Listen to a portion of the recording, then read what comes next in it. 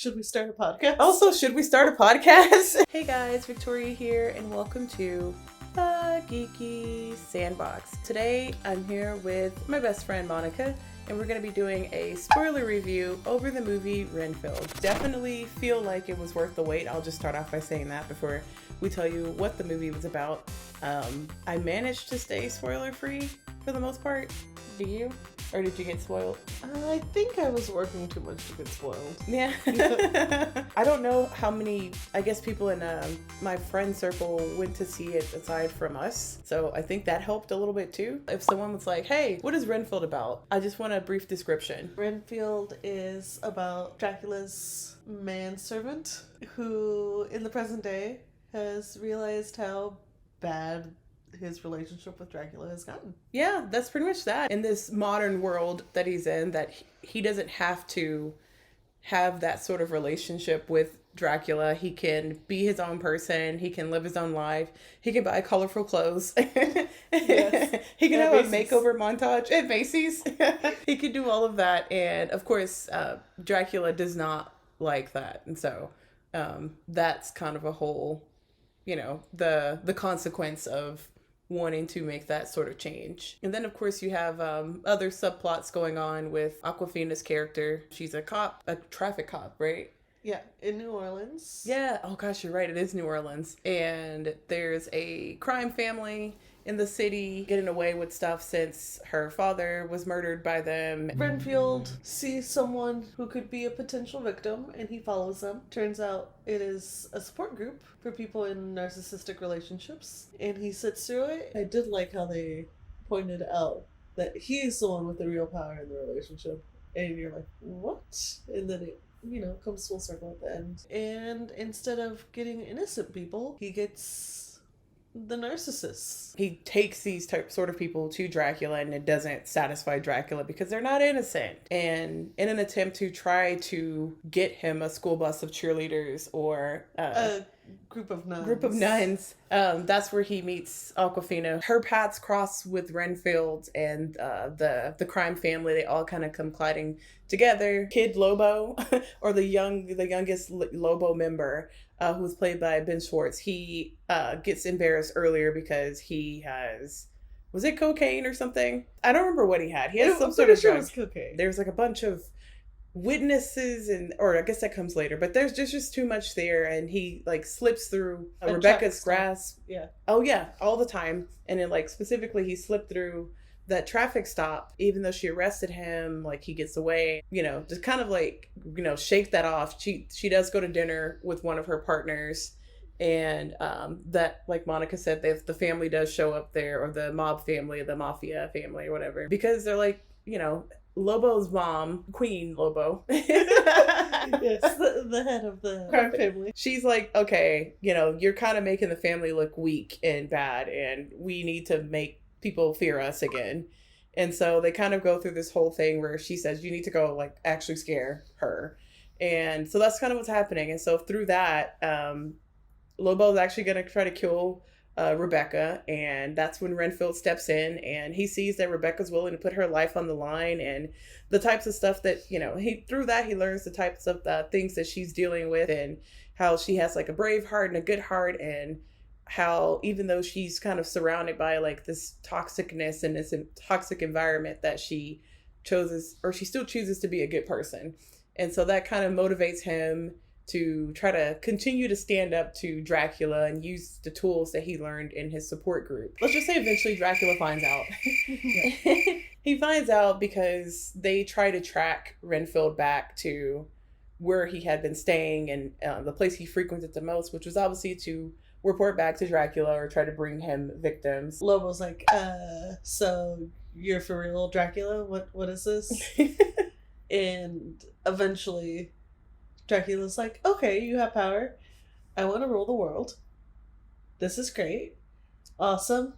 I'll give you whatever power I gave Renfield, and we'll just take this all on. Then it comes to a head a couple times.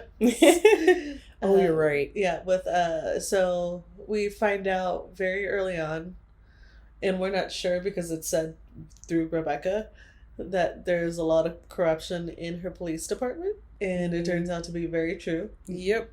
So everyone is basically in the Lobos' pockets. Rebecca says no, and it just throws more trouble their way. The only other person that's also not in the Lobos' pockets, she's FBI, but is Rebecca's sister, who we learned about earlier on in the movie, which I kept thinking that it was going to be a plot twist that she was. And that it would be like the big betrayal because it would be her last family kind of thing. Renfield's moving on with his life, regaining his life, I guess I could say. Yeah.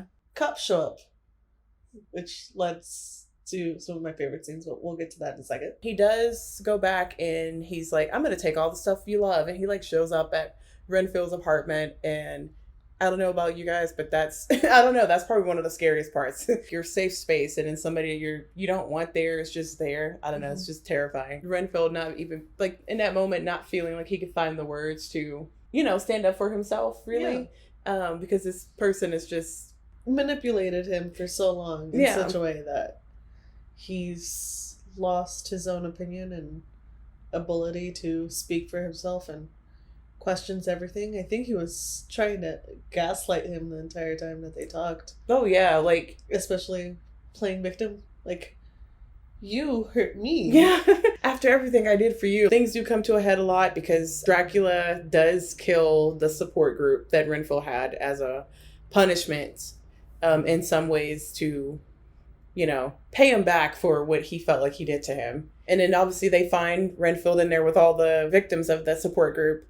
And that's when Rebecca's trust in him starts kind of like wavering. Yeah. He comes clean about who he really is and all of that stuff. And so it becomes a sort of movie where they have to kind of put all that aside and then work together to defeat the Lobos and Dracula. Obviously, they defeat Dracula. And they use Dracula's blood to resurrect the support group. Yeah, they resurrected the support group. They healed Rebecca's sister, who they actually used to lure them both in. The closeness that the two had, I did kind of question that at the end because I still feel like she just didn't trust him, really. I'll say happy ending for the support group, but then also a scary ending for the support group because they're like, we're back alive.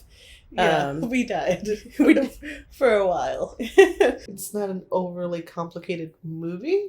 Yeah. So you're not like, oh, what did this mean? Or do you think that this is going to happen? Or what if they do a part 2? Who would you say was your favorite? Nicolas Cage's Dracula was a really fun role. You could see he was not giving a care in the world. He really enjoyed it. He was just like going for it. Nicolas Cage as Dracula. Yeah. Come on, bud. It's amazing. He's the best. I don't think my career will ever get better than like being in a scene with the iconic Nicolas Cage playing, Dracula. It's just like...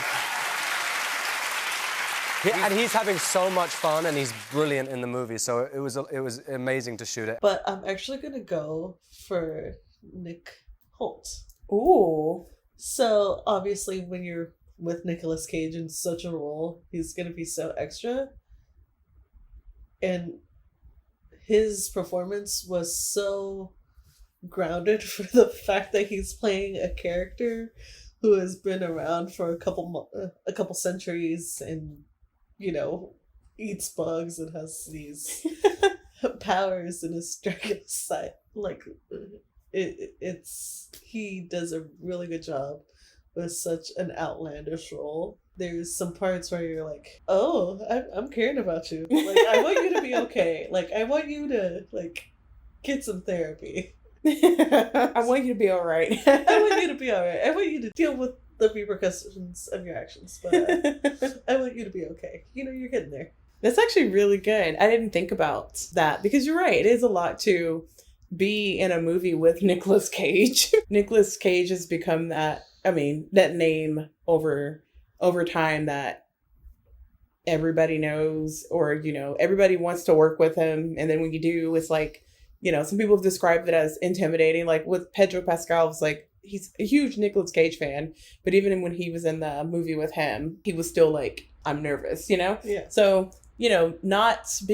working so hard to not be overshadowed is a lot. So that's actually a good point about Nick Holt. I'm going to say Ben Schwartz because I am. Yes. Because I'm like, you know what? Why not? I really enjoyed him. Like, same points that Monica said about Nicolas Cage having a lot of fun with Dracula. And I mentioned that in like the initial geeky thoughts. But Ben Schwartz is, I don't know, he just knows whenever he's given a character, he knows how to just add his little like spice to it. And I think he found that the comedy with this Lobo family member, he knew who this character was. He knew how far to go with them. He knew, I don't know, he just knew what beats to hit. I am a gentleman who is doing a bunch of coke and killing a bunch of people immediately. There is no prologue to this character. It is straight off to the frickin' like nonsense races.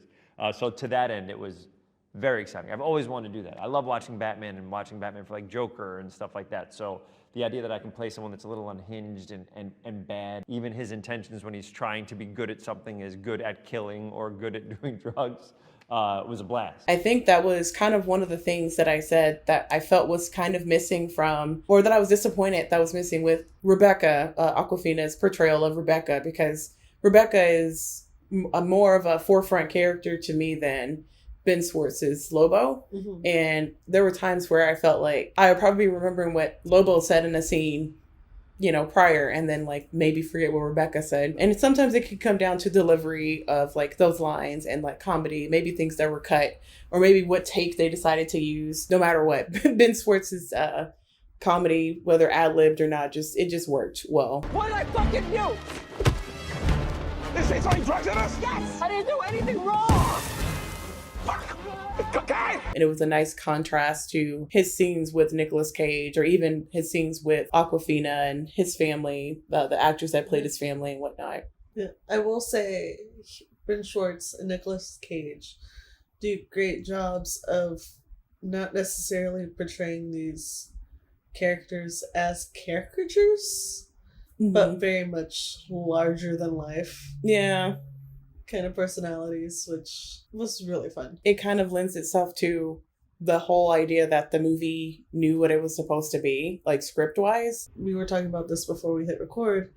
I found out that it started as a different take on Dracula. They wanted to tell a Dracula story, but in a different way. Seems supernatural. Supernatural, not supernatural. To take this route with the way Renfield and Dracula's relationship is portrayed in the original novel and all the movies that, they're in together. I really liked the premise.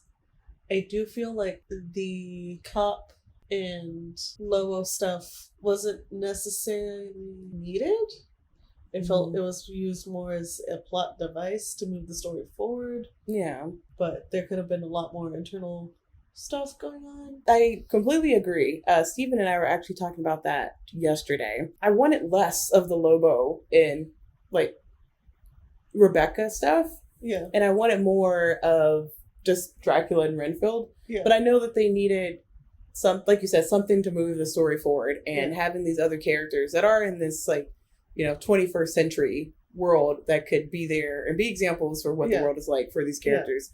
I understand why they have that there, but I kind of felt like maybe have some sort of, I don't know. I kept trying to think of like a twist where they could like make it tie back to Dracula somehow outside of Renfield. But then I was like, that means that they would have to imply that like Rebecca's sister's not really her sister, and like something where it would just work, but then it would become a different story. So I kept trying to like lay out these different ideas for how they could, make something work. Maybe the Lobo family like has been working side by side with Dracula since like the beginning, something where it ties back together. It wasn't there, and I honestly don't know if it would have muddied the story or taken stuff away. So I don't know. I didn't know what they could do to try to make the family and the cops more interesting, I guess is the word I'm looking for. It could have been a completely separate movie. Renfield could have saw an example of somebody stepping away from something toxic in his support group if they really needed him to see somebody that was like, oh, I'm done with you kind of thing. And maybe Awkwafina, if she was still to be a character in the movie, her character could have been in the support group or something. Absolutely. Or, some of my favorite scenes were kind of the gore. Mm-hmm. I feel like that could have still happened with cops like, oh, we found evidence of this serial killer who's been around for thousands of years, or hundreds of years. Mm-hmm. And, them going up and doing a raid, and, we could have still had all those action sequences. Yeah. And again, I could see why they added it and moved the plot forward, but was it necessary? No, not really. No. And I feel like that's why Awkwafina, although I think most of the people gave solid performances, You're under arrest, bitch. Yeah. was kind of just the brush off. And maybe it's because the story just didn't feel significant. Which feels weird to say, given, what it was supposed to contribute, right? But it didn't feel like it. It's kind of like when those scenes would come up, to me, the story, slowed down a little bit. And I know you gotta have, some, some peaks and valleys and all that kind of stuff going on with your story. But I kind of felt like sometimes it would come to, a halt completely at some points. Just plateau, yeah. Yeah. Did that mean that I just wouldn't recommend it at all? No, I would still be like, go ahead and enjoy it. See what you think about it, I mean, overall, the pacing wasn't bad. It didn't feel like it dragged too bad to the point where like, oh my gosh, how long is this movie? Yeah. It went by pretty quick, Mhm. and I enjoyed it, but yeah, I feel like could have taken a more serious tone or gone in a different route had they left the whole cop thing out. Yeah. I do love how there's so much vampire lore, and that part where Dracula's there, Oh, and yeah. Renfield looks at his welcome mat saying, "Come on in." I love how they could just throw that in there and need no explanation whatsoever, and they reference the fact that there's so much lore on how to destroy a vampire. Yeah, I do like the mention of the joke that they make about there being so many ways that you can kill a vampire that they just use all of them to try to kill Dracula. That was really good. I know that was one of Steven's favorite parts. I would have liked more of either the support group or the book that he got from the support group. Ooh. Yes, because I really did like when he's reading it to Dracula's face. I deserve love. I can't remember what the lines were exactly, but I feel like that was great. I feel like, seeing him work on himself would have been amazing. Yeah. We just see we see external changes and, some thoughts going on, but not a lot of internal motivation to change just because there's so much going on with, Yeah, the Lobos and the investigation that's actually not being investigated. Yeah. I wonder if they could have done something where it's chapter 1 and they title cards. Yeah. Or showing him implement it step 1. Yeah. Step 2.